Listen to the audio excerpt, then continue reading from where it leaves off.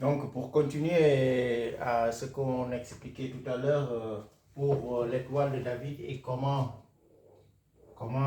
cette étoile évolue parfaitement pour nous permettre de représenter les écritures célestes qui sont au ciel et le signe qui est dans la paume des mains des hommes.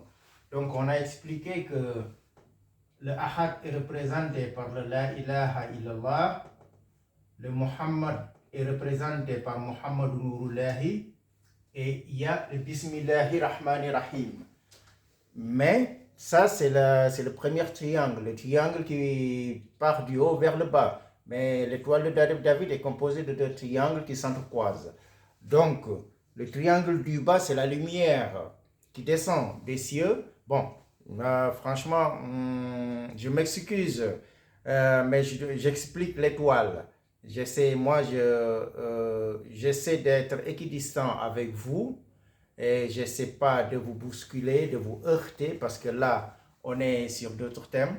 Mais je veux tout juste d'abord que vous voyez que dans le ciel, que vous, peut-être qui êtes, par exemple, athée ou qui ne croyez pas qu'il y a une existence supérieure qui a créé tout ce que nous voyons, nous inclus. Et donc, je veux attirer votre attention d'abord sur ces signes-là, parce que c'est ça ma fonction, c'est attirer votre attention. Et donc, là, c'est juste une parenthèse, c'était pour expliquer ça, mais ça peut aider. Donc, ça fait partie aussi de moi, ça fait partie du dossier, comme on dit. Donc, et en fait, comme moi, je parle avec tout le monde, je parle en même temps avec les musulmans, parce que ce que j'ai dit, c'est une excellente nouvelle pour les musulmans.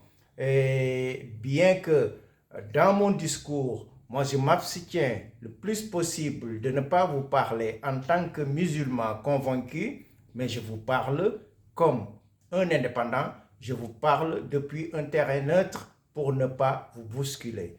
Donc, ça pour expliquer les étoiles, donc on a la ilaha illallah qui représente la constellation Ahad, on a Muhammad Nourullahi qui représente Muhammad et on a Bismillahi qui représente les deux constellations Bismi et Allah.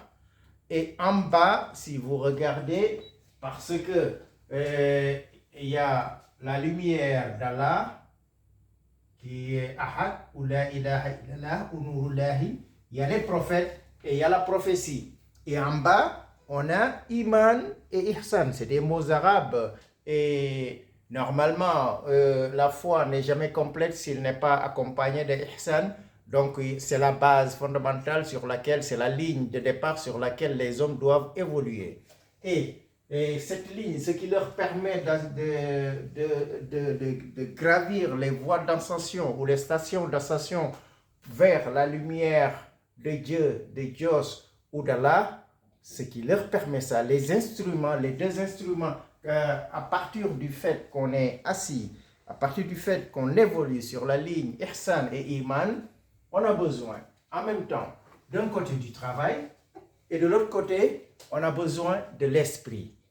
Donc, voilà pourquoi nous avons choisi l'étoile de David comme emblème.